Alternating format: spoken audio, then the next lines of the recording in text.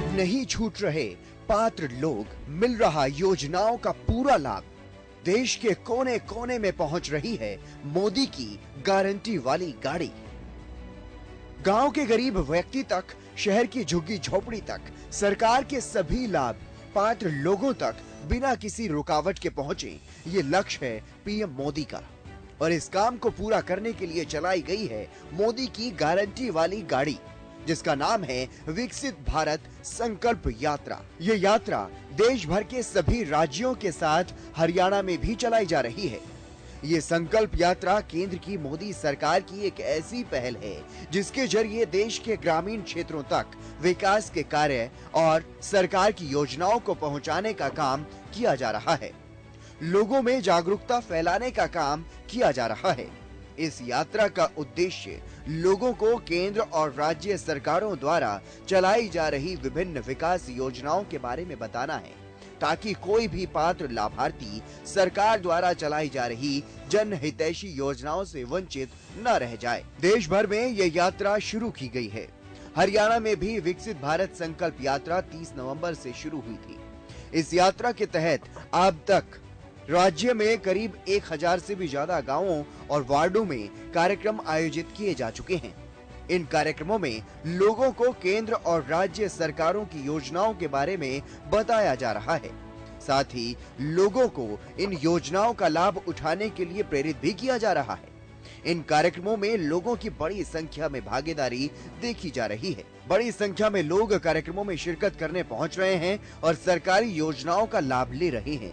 अनेकों ऐसे पात्र लाभार्थी कार्यक्रम में पहुंच रहे हैं जिन्हें मौके पर ही योजनाओं का लाभ मिल रहा है, और ऐसे लाभार्थी सरकार की भूरी भूरी तारीफ करते भी नहीं थक रहे। योजनाओं का लाभ उठाने के बाद लोग काफी उत्साहित नजर आते हैं। यहाँ पे हर तरीके के लाभ मिल रहे हैं, जैसे कि किसी के पास गैस कनेक्शन नहीं है वो गैस कनेक्शन करवा सकता है, आयुष्मान कार्ड, विकसित भारत कल्पना, मतलब हर तरह के यहाँ पे पोषण के हर तरह के यहाँ पे मिल रहे हैं। आपको फायदा हो रहा है। मेरा नाम कविता है, मैं गांव गरनाला से हूँ, सपना ग्रुप से हूँ। और सर ये जैसे हमारी बचत इकट्ठा हो रही है, उससे ही महिलाओं को जो लाभ हो रहा है, और मंथली जो उसमें कुछ भी जो लेन देन है वही कर रहे हैं, और उससे जैसे किसी को ज़रूरत हो तो उसमें से निकलवा के ले सकते हैं अपनी ज़रूरत के हिसाब से। सर अच्छा है ये, इसके उससे भी बहुत फ़ायदा हो रहा है इसमें। धन्यवाद उनका जो ये स्कीम चलाई उन्हें, राष्ट्रीय ग्रामीण आजीविका मिशन। सीएम मनोहर लाल खुद कर रहे निगरानी।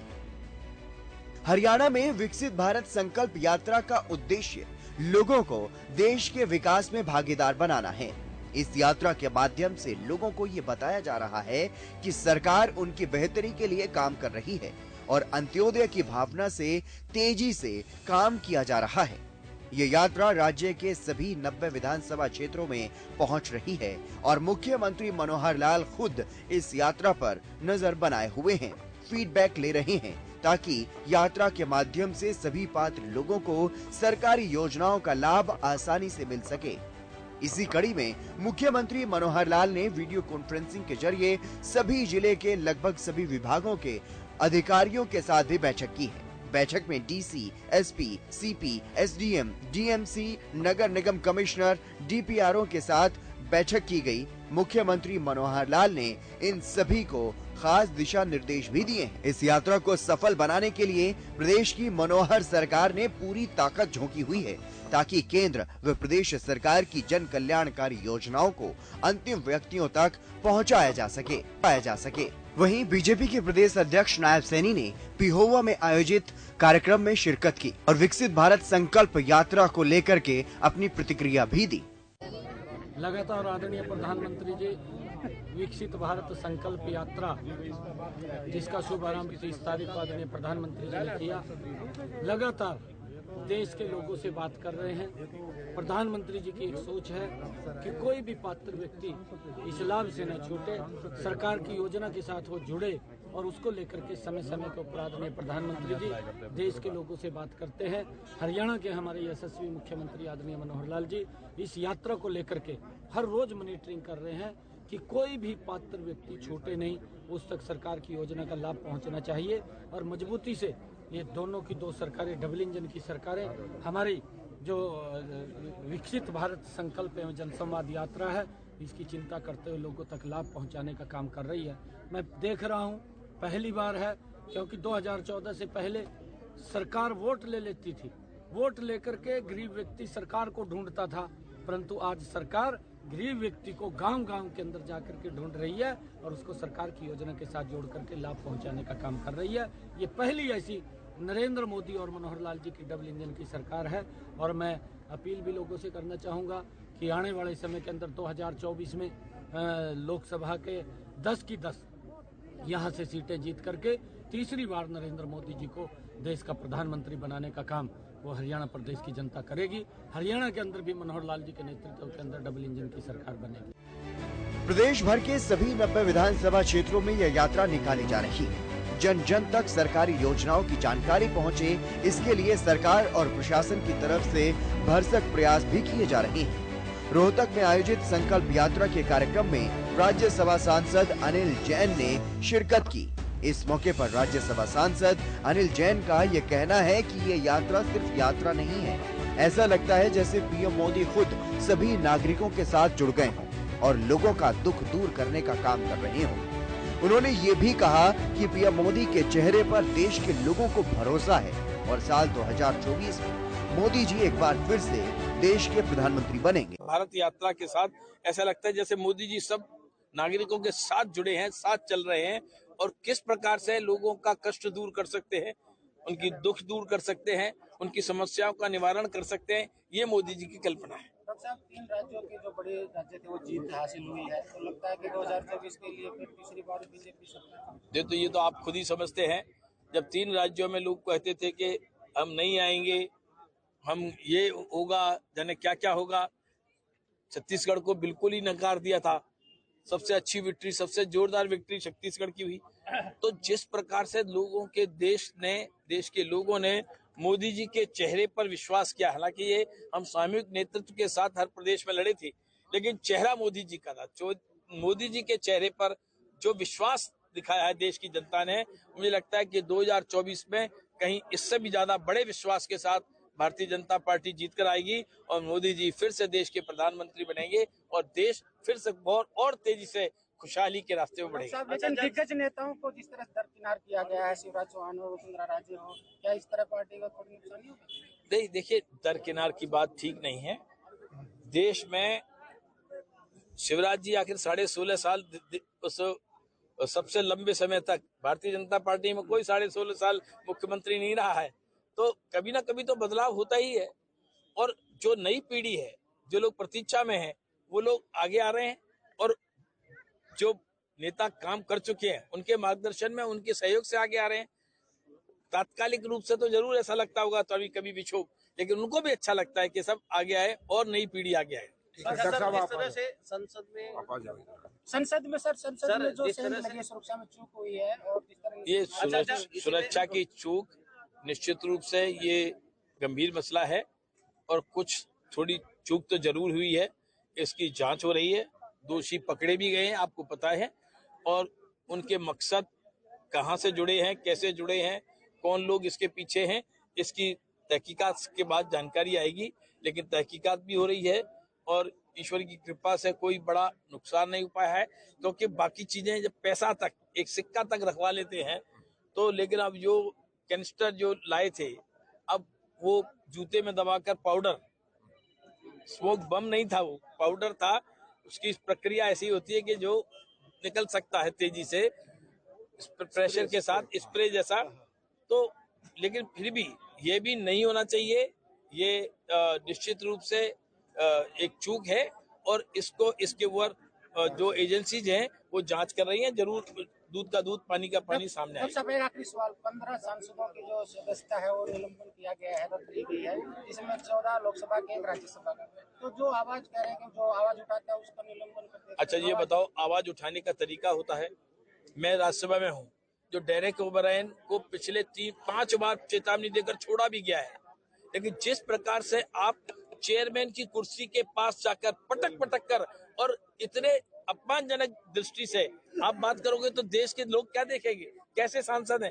इन पर अगर कोई कार्रवाई नहीं होगी तो सब लोग यही करेंगे, अराजकता। इसलिए ये अराजकता किसी की नहीं, ये इस पर राजनीति नहीं होनी चाहिए। ये ठीक है, सुरक्षा मजबूत होनी चाहिए, उसमें जो चूक हुई है उसकी जांच हो रही है और उसके पता लगेगा, एजेंसी पता लगा कर बताएंगी। लेकिन इस बहाने राजनीति करना, इस बहाने राज्यसभा लोकसभा को बाधित करना, लोगों के जो अधिकार है, प्रश्न है, शून्यकाल है, बिल्स है, ये देश के कल्याण के लिए तो है, इनको रोकना ये कहाँ की समझदारी है। आप संगठन में रहो सर, इंडिया गठबंधन को लेकर किस तरह करता है? देखिए, इंडी गठबंधन जो है, इंडी गठबंधन ये मीडिया अपॉर्चुनिटी है। आप इस गठबंधन का राज्यवार अगर विश्लेषण करेंगे तो आप अपने हरियाणा में देख लो, आज हरियाणा में इस गठबंधन का कोई असर होगा क्या? इस गठबंधन से यहाँ कोई फर्क, यहाँ अगर स्टालिन जुड़ जाए या ममता बनर्जी जुड़ जाए या शरद पवार जुड़ जाए तो हरियाणा फर्क पड़ने वाला है? के पड़ना है भाई? नहीं पड़ना, तो फिर क्या फायदा है इस गठबंधन का? गठबंधन ये केवल मीडिया अपॉर्चुनिटी है नेताओं के लिए कि उन्होंने गठबंधन कर लिया। नीतीश कुमार खुश हो जाए कि मैंने विपक्ष को जोड़ने का काम किया। इनकी अपनी चाहत और अपनी ऊंचाई की मुझे कोई प्रस्तुत कर दे नेता, कभी कोई सोचता है मुझे प्रस्तुत कर दे, कभी कोई सोचता है, ये चलने वाला नहीं है।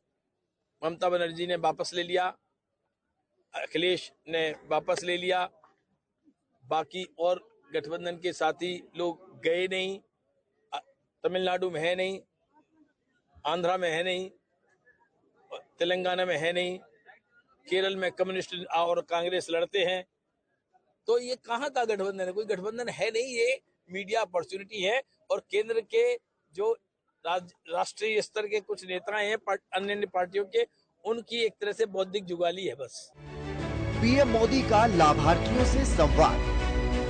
पीएम मोदी खुद देश भर में आयोजित इस यात्रा का फीडबैक ले रहे हैं और बीच बीच में लाभार्थियों से संवाद भी कर रहे हैं और इस यात्रा को रफ्तार देने का काम किया जा रहा है। 16 दिसंबर के दिन पीएम मोदी ने 5 राज्य जहां ये यात्रा अभी तक शुरू नहीं हुई थी, वहां भी इस यात्रा को शुरू किया और यात्रा की सफलता को लेकर पीएम मोदी ने कहा कि इस यात्रा की कमान अब देश के लोगों ने खुद संभाल ली है। अलग अलग तरीके से संकल्प यात्रा का स्वागत किया जा रहा है। देश का जनमन इस यात्रा को लेकर उत्साहित है। साथियों, विकसित भारत संकल्प यात्रा को हरी झंडी भले ही मोदी ने दिखाई है, लेकिन सच्चाई ये है कि आज देशवासियों ने इस यात्रा की कमान संभाल ली है। और अभी जिन लाभार्थियों से मैं बात कर रहा था, उनसे संवाद से दिखता है कि देश का जनमन इस यात्रा को लेकर कितना ज्यादा उत्साहित है। एक जगह जहां पर यात्रा खत्म होती है, वहां से दूसरे गांव या शहर के लोग इस यात्रा की अगुवाई करने लग जाते हैं। मुझे जानकारी मिली है कि मोदी की गारंटी वाली गाड़ी के स्वागत सत्कार की भी एक बड़ी स्पर्धा चल रही है, होड़ मची है। लोग नए नए तरीके से स्वागत कर रहे हैं। और मैंने देखा है नौजवान तो आजकल सेल्फी का भरपूर उपयोग करते हैं, गाड़ी के साथ अपनी सेल्फी भी करवा लेते हैं और वो अपलोड भी करते हैं। और लोग बड़ी संख्या में एक प्रकार से विकसित भारत के एम्बेसडर बन रहे हैं। नमो ऐप को डाउनलोड करके उसमें विकसित भारत के एम्बेसडर बनने की योजना है, सब उससे जुड़ रहे हैं। गांव हो या शहर, बड़ी संख्या में लोग, जो क्विज कंपटीशन चल रहा है, प्रश्न उत्तर वाला एक बड़ा अच्छा कार्यक्रम चल रहा है, जिससे नॉलेज भी बढ़ता है, जानकारियां मिलती है, उसका भी कंपटीशन में लोग भाग ले रहे हैं। इन प्रतियोगिताओं के माध्यम से लोग न सिर्फ पुरस्कार जीत रहे हैं, बल्कि नई नई जानकारियां भी प्राप्त कर रहे हैं और लोगों को भी बता रहे हैं। पूरा होगा सपना, विकसित राष्ट्र होगा अपना। देश भर में यात्रा को लेकर सकारात्मक परिणाम अब देखने को मिल रहे हैं। लोगों में खासा उत्साह भी देखने को मिल रहा है, तो वहीं हरियाणा प्रदेश में भी यात्रा के तहत जो कार्यक्रम आयोजित किए जा रहे हैं, उनमें लोग बड़ी संख्या में शिरकत करने पहुंच रहे हैं।